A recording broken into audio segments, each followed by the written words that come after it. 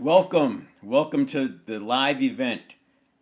Today we're talking about how physiology works like a dashboard. It's actually step two, but physiology is such a big part of the entire reset that I'll talk about it in most of the steps. As you may recall, physiology was at the center of step one. So I had beliefs, neuroplasticity, priming, mindset, and physiology was in the middle because physiology is such a big part of it. You'll see today that while step two, I talk about it as the state of being, physical, mental, spiritual, emotional state, and self awareness, or I should say, self talk. I will talk about step two as mostly physiology. So it's physiology and self talk. It's like a dashboard.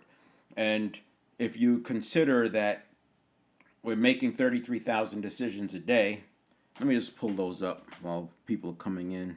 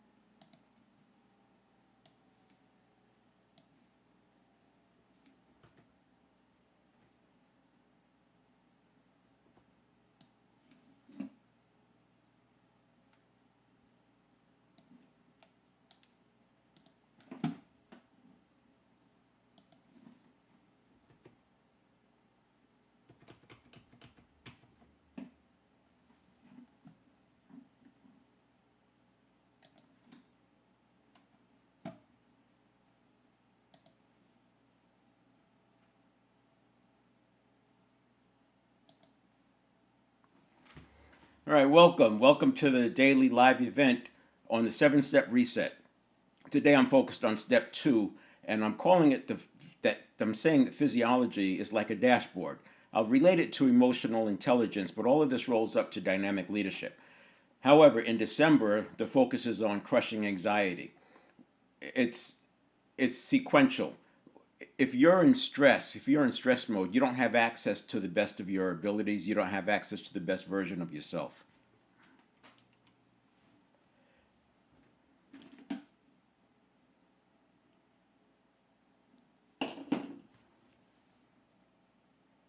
Good morning. Welcome to the 7 step reset. These are daily events. Today I'm talking about step two physiology, and you can go to the website 7stepreset.com/live and you'll see earlier events as well as some of the breakdown of the steps. This all rolls up to dynamic leadership. It aligns with emotional intelligence, it aligns with neuroscience. But in December, I'm focused on crushing anxiety, stopping the spiral before it starts. Because if we don't have agency and personal leadership, if we're stressed out, if we're in fight or flight mode, it's very difficult to go from fight or flight directly into focus and engage, which is what we need to do to be able to lead others and ourselves. So crushing anxiety is all about taking back this agency that's allowing people to go based on VUCA, volatility, uncertainty, complexity, ambiguity, and focusing on, and then from that they focus on how brittle things are and their anxiousness, and that everything seems nonlinear, doesn't make any sense. And then it's also incomprehensible because of the old lens. So that's the VUCA and the BANI. The VUCA is what's impacting us. The BANI is our experience as we look around. Most of the focus here is on prevention. And if you consider that we make 33,000 decisions per day and that 95% of our actions are by habit, it then makes sense that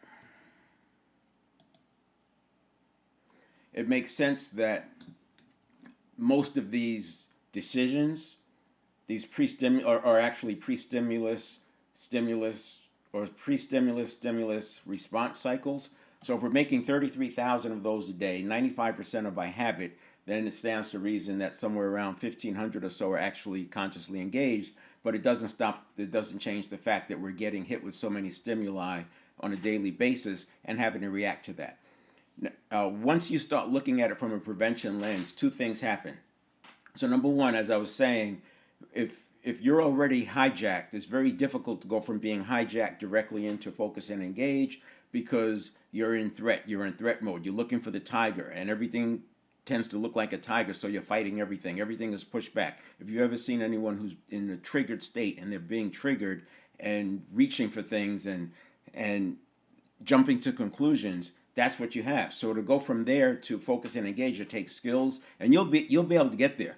But it starts with understanding what's going on here. So we're going to reduce the number of stimuli that you react to.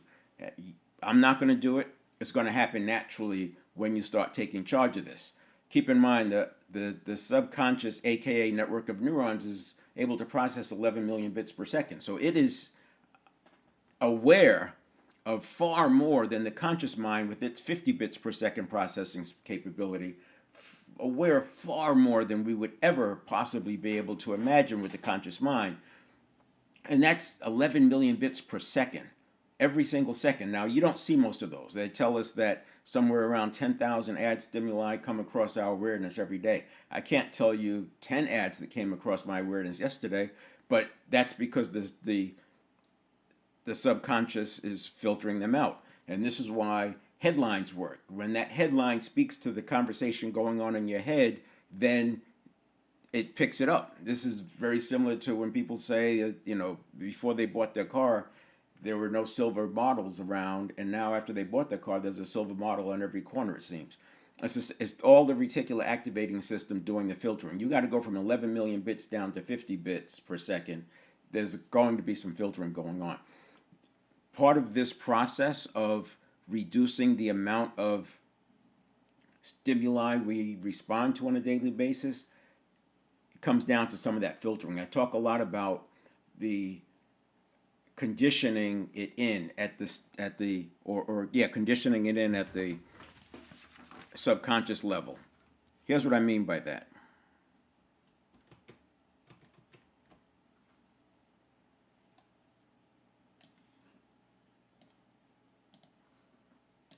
So we have steps 1 and 2. This is all pre-stimulus. And here's where we are today, talking about the physiology as the dashboard. And this aligns with emotional intelligence. So much of emotional intelligence has gone down it's become so academic that much of the teaching has to do with what part of the brain is lighting up when this happens. And then it hands off, and this part of the brain is lighting up, and then this part of the brain is lighting up. And I literally see people real time trying to think about, how do I control that part of the brain? It's really interesting to watch as they say, oh yeah, that's the amygdala. And you can see them working through the connection. Well, how do you stop the amygdala from doing what the amygdala does? This is not mental health. This is about taking control of your day-to-day moments, because the more you have control of your day-to-day moments, the more you're going to be able to realize your life design. It doesn't matter whether it's the amygdala or the basal ganglia or the prefrontal cortex in this conversation at this level, because they're all neurons. All of those where they're seeing them light up are neurons, and neurons behave virtually the same across the entire spectrum of 100 billion neurons. Now, there's nuances, but at this level, when it comes to leading others and leading ourselves, it doesn't matter. There's 100 billion neurons. Each one is connected to thousands of other neurons. So there's trillions of connections. It's more important to understand how to manage that network of neurons than it is to understand which neurons are lighting up. And that's the premise of doing the work this way. Now, step 3, I'll talk about a little bit today, because this is where everything happens. This is the shift from the subconscious awareness to the conscious handoff. And too often people have allowed the conditioned reaction to equal their response. This is, again, when you see somebody being triggered, their response is equaling is the same as the reaction, and that's why you get that rapidly cycling up, that scaling up, where they're out of control. They become irrational, and you can't get them back. They have to regulate. The problem is, at that point, it's a neurobiological event. Within 90 seconds, it's going to turn into a neurobiological event, meaning the neurons are involved, and neurons that fire together wire together, but also the ones that are wired together, they tend to fire together. So you have this cycling up, and more associations are coming in, and the more threat you feel, the more fear. And then the interesting thing happens is that at the subconscious level network of neurons, it justifies the feeling with facts. It changes the facts to fit the feelings. This is why you can have a video of somebody calling the police. They really feel like they're threatened. Or why you can, in some of the police situations, they'll say that they thought they saw a gun. The feeling of threat can actually change the perception of the facts, because they're two different things. The conscious mind can see and have facts. The subconscious is just connecting neurons, and it's going to back into what makes sense. This is why when you ask yourself a question, you're always going to have the answer. The quality of the answer is another story.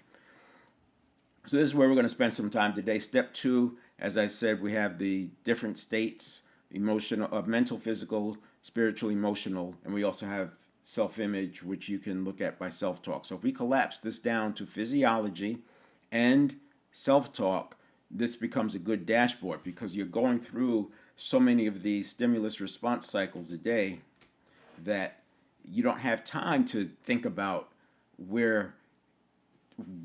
what part of the brain is involved or what you're going to do. You want to condition these in at the subconscious level. All right, now what I'll do here is go to the 7 performance areas, which is foundational.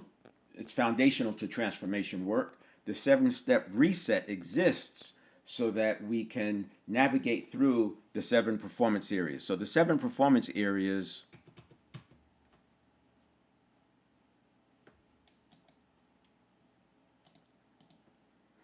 mental, physical, spiritual, emotional. These are in our control. Emotional may feel like it's not out in your control, but it is.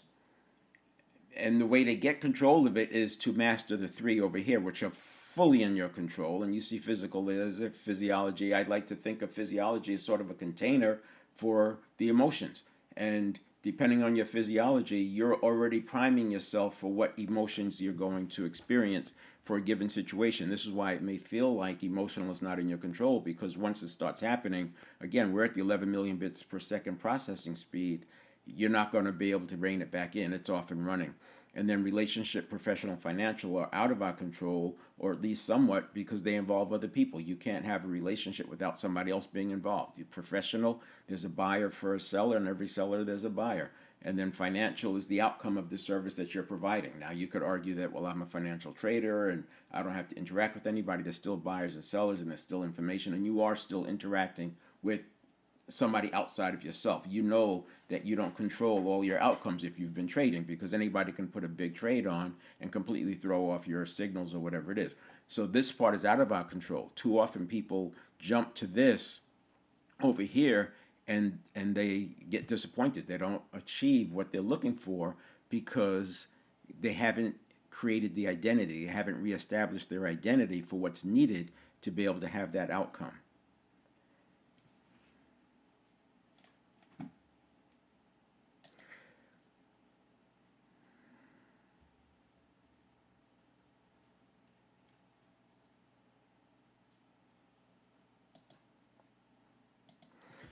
So what I'll do is look at a diagram, and for years, when I first started looking at this, and it was back in the 70s, I actually believed, I've said this many times, that when you're on a quest and we get to a peak, and to get to the next peak, we have to go down a bit, and then we get to a new peak, and then we have to go down a bit, then we get to the new peak, and we have to go down. This is probably Many people have this experience. Now, it gets harder and harder to make the decision to take this dip. You're looking down here, and it's all scary, right? In your 20s, it's you have more time. You're less risk averse. You may not have as much built up where you don't have as much to lose, and you can still make that trek down that hill. Sometimes people are thrown down here. Circumstances happen, and they're thrown down here. I like to think of, the reason why so many success stories came out of losing everything. It's not because you have to lose everything to be successful. It's that all of the things you were hanging on to were taken from you, and you have no choice but to start moving up. And you don't have, the point here is that you don't have to take this trek down to the valley to get up here. Now, I'm not saying, this is not economic, this is not financial, this is about your identity making the shift to what's needed. And I will tell you that with the 7 performance areas, which is why I talk about them, and the reset allows you to do this. Now, again, I'm not talking about financial. The financial is disconnected from your identity, from what you're doing, but what you're doing does influence that. So as long as you're doing this early enough, you can avoid the trek down. And even if you are making the trek down, you can turn it around. So this is what we're talking about. And when you look at it this way, you can continue to climb because you don't have to wait for, or you don't have to go through the pain. That may sound like, yeah, right, it doesn't work. Well, that's what the 7-step, that's why I have the 7-step reset. That's why I have the 7 performance areas, because I had to answer the question, why doesn't it work sometimes? Whether you're looking at law of attraction or some of the success principles or best practices, they don't always work. Even living by faith, sometimes it doesn't work. What happens when it doesn't work? And I'll start with this. First of all, and it's not about belief, it's not about manifestation, it's not about law of attraction. It comes down to our actions, what we do.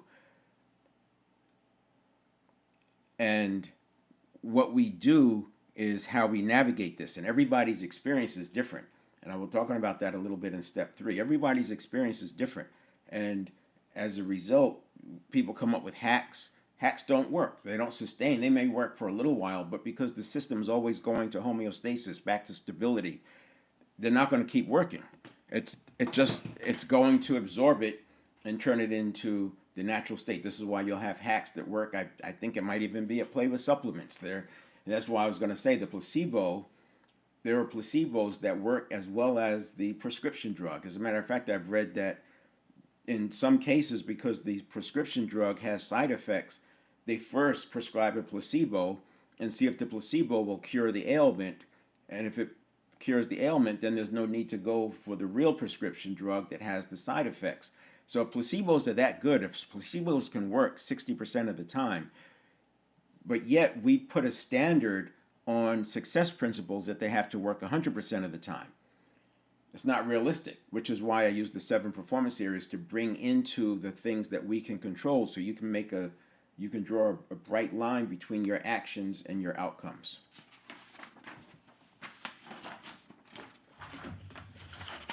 So the 7-step reset, the reason I did this was because I was noticing more and more on social media how many people are talking about being stressed out, they're unable to regulate. People who know are well versed in emotional intelligence, they talk about how they're struggling with this, or how they can't regulate. And most of what I notice, most of what I'm looking at, it's corrective. It's after the fact. It's after the stimulus response cycle has happened, and there's 33,000 of them a day, probably more when you're stressed. So you can see where the subconscious has outgunned the conscious mind.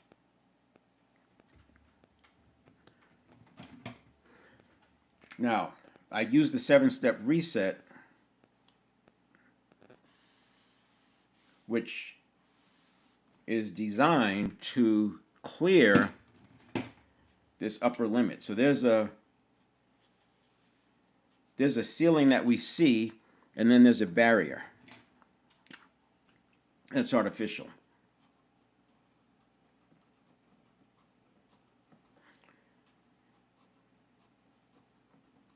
That barrier is artificial. And but there's a lot of problem crossing it because of the amount of cognitive dissonance that occurs as you go into this area. Every breakthrough, which is what this would be, is preceded by a break with the norm.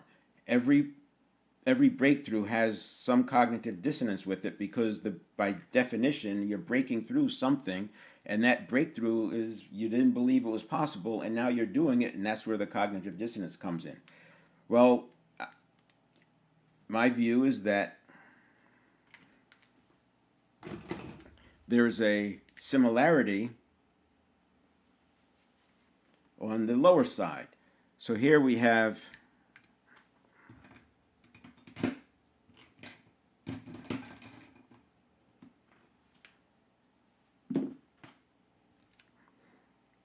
I would call it chronic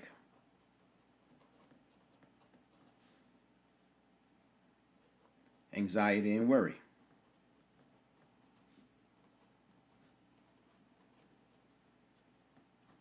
I also like to say that worry is like negative goal setting. If you're worrying about something, you're picturing what you don't want to happen. The subconscious, aka network of neurons, doesn't know the difference between what you want versus what you don't want. It just knows what the signals are, right? That's the associations. It's associating things that are coming in, associating inputs with known experience.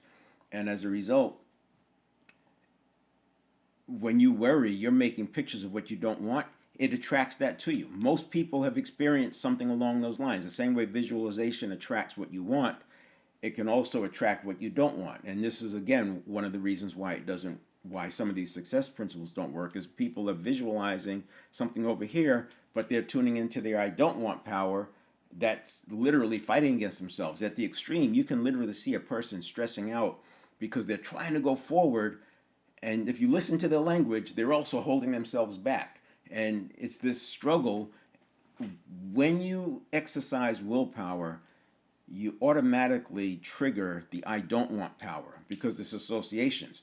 If I am using willpower to study more, then I'm triggering associations at the same time that I don't like studying. I was just using that as an example, but it can happen for salespeople. If somebody doesn't think that they can sell a particular client, as they use willpower to muster up the courage to go see that client, the beliefs about not being able to sell that client pop up as I don't want power or I can't do power.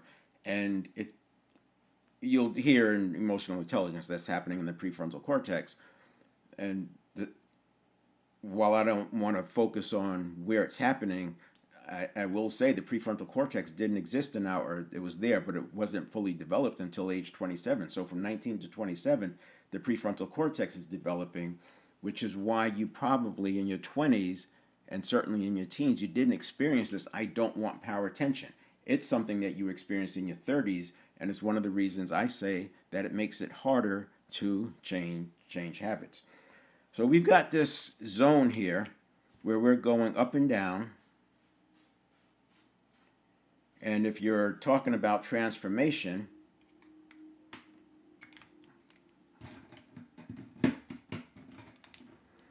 it's a breakout.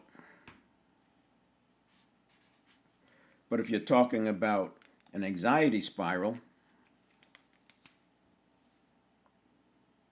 it's more like a breakdown.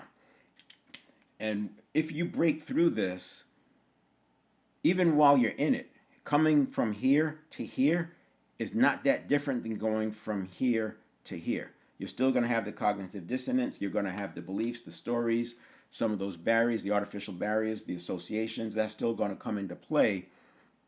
Maybe less so because up here it's all unfamiliar. This breakthrough is very, very significant when it comes to the cognitive dissonance because this is all unfamiliar up here.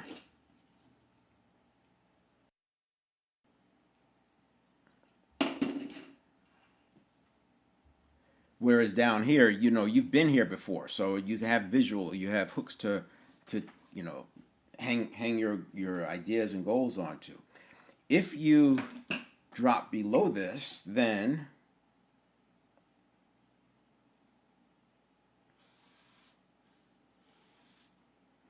now you're down here where you don't want to be, and you have to break through. We've seen that happen. People are making it, everything's working well, they lose everything, and they just can't get back up. Even if they don't lose everything, it's just a major setback. It's this.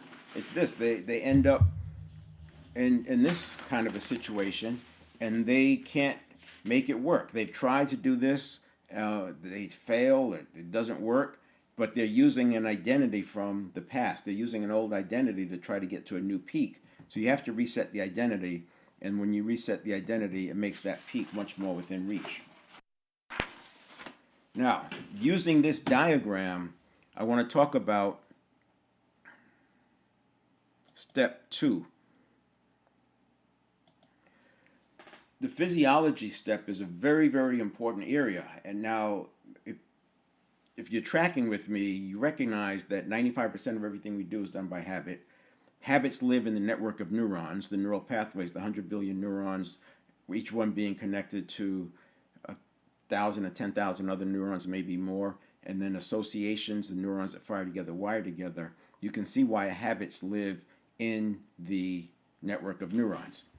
So we have steps 1, neuroplasticity or beliefs, neuroplasticity, mindset, priming, and physiology. Step 1 is our development. That's what we're growing towards. This is why we do whatever we do, whether it's rituals or meditation or diet or exercise. These things are improving your step 1. So your step 1 does have somewhat of a ceiling. You're going to have to raise your step 1. If you have limiting beliefs, if you have bad habits, you're going to have to replace those bad habits. That's the neuroplasticity. If you have limiting beliefs, we're going to have to eradicate and neutralize them. That's very possible. And if priming is a choice where you put your attention, mindset is a choice, but you have, that will be a limit, a limit to a degree for what you can achieve, but it's a limit that is day to day. You can change it. You don't have to live with it. The brain you're born with is not the brain you die with. It certainly doesn't have to be. And then the step 2 is your dashboard. And I said I'm going to reduce it for this conversation to physiology and self-talk. So the self-talk is something you can process. I put the self-talk in 3 categories. Degrading self-talk, the self-talk that has to do with just bad luck, wrong place at the wrong time, and then mistakes that you've actually made. So the degrading, I'm so stupid, just get rid of that. And how do you get rid of it? You replace it. You say, I cancel that, I'm actually smart. I cancel that, I'm very smart. I cancel that, I'm capable. And you're literally using the subconscious the way it's designed, which is making associations. So whatever triggered that word for you to say that word, you're now connecting another association to it by saying it right away. This is not knowledge. You have to actually train this. You literally, and it might be a lifelong thing depending on how deep those self-talk prompts are. But what you're doing is every day replacing it. And what you'll notice is this sort of an unpeeling of the onion. You'll get rid of some, and then some others bubble up. You'll get rid of those, and some others bubble up. It's a process, but eventually they'll be gone. And then positive self-talk becomes the habit. And when I say eventually, we're talking maybe years. It may take you years to do that, but it's not a lifetime.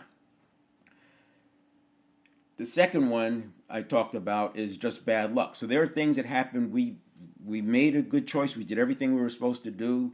If you've ever done trading, you know this happens. You've done everything you were supposed to do, and bad things still happen. You could lose everything with a trade, and that will become trauma. And that trauma we get reminded of. You have to remind yourself it was just bad luck.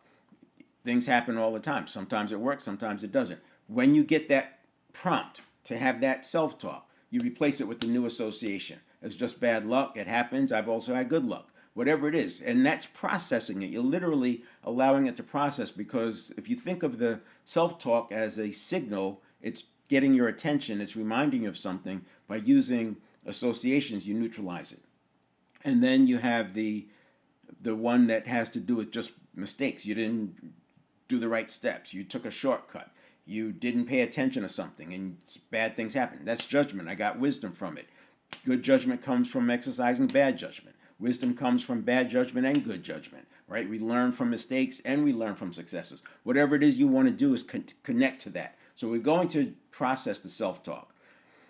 The physiology is the bigger one. I could go on. In fact, I will talk a couple of days on physiology because it is so big. I already said it's the container of the emotional. If you look at uh, emotional intelligence, you have self awareness, and one of the easiest ways to be aware of what's going on is through your physiology. What is my breathing like? What's my attention like? And getting a handle on that kind of self awareness. And then we have the self regulation. Same thing. If you want to regulate yourself, one of the first things you can do is take a deep breath, deep, slow breathing. Box breathing is great. Box breathing resets that vagal tone, and if it's 4 counts in, hold for 4 counts, 4 counts exhale, hold that for 4 counts. You do 4 cycles, that's a minute. 1 minute moments. This is like literally mini meditations, and you string enough of those together, what you'll find is you will have a calmer time. Now, it's not going to work the first time you do it because you have all these associations you're fighting with. But as you do that, and as you breathe deeper, it reduces the anxiety. And there's other things you can do. Many, some of them are hacks. Some of them work for some. They don't work for others. An example is there are people who swear by binaural beats. Just listening to binaural beats at a lower brain wave, a lower frequency, and it'll help you with reducing your high beta brain wave. And it may work for you, it may not. Watching a kaleidoscope, there's another one. People swear by that. Some it works for, some it doesn't, because these things are interacting with your own personal experience, and that's where it changes. Your lived experience may or may not work with some of these other things, but there are some that work across the board, like visualization. Visualization works because you're literally pre-associating. You're making associations in the network of neurons. The problem is you also have to have the mindset that says you can do it, and you have to be willing to take action. Just visualizing and not taking action, you're not going to get the result. So there are factors, and this is where you interacting with somebody, you can see what those limits are. I'm going to, and then on emotional intelligence, we also have the social awareness. So I said self-awareness, self-regulation, and then social awareness. It's observing the physiology in other people. You can see, once you get this, you can see well before the triggering happens that they are already primed to be triggered.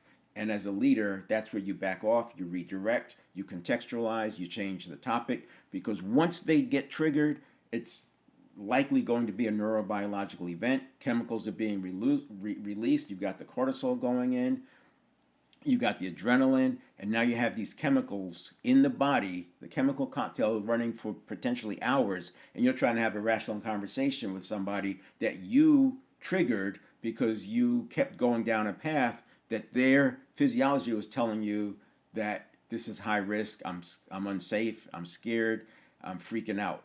And that's where you would stop. So to relate this to this drawing, what I want to do here is, so we had step 1 and step 2. So this is the self as we are, and I'll call this our state. Then we have step 3, and then we have step 4 is the response.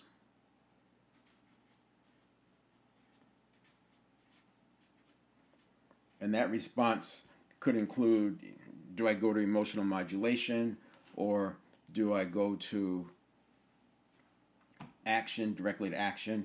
And you'll find that as you do this more and more, you'll rely on emotional modulation fewer times, less and less, because you're not going to have these moments when you take care of it up here. Now, here's where I don't see this written about anywhere.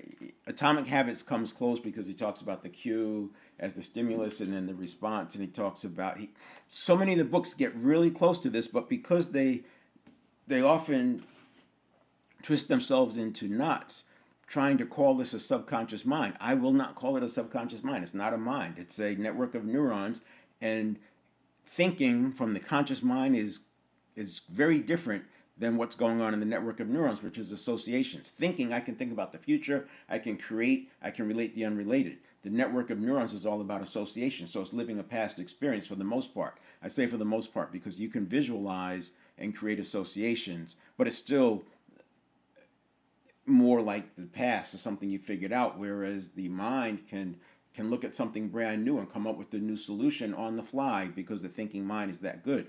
If you don't have the thinking mind engaged and you're letting your reaction equal your response, then you end up with using old associations, and this is why we get more of what we don't want, and our days, our tomorrows are like yesterdays. Now here's the fun part. So if you have and I'm going to call this 1 second.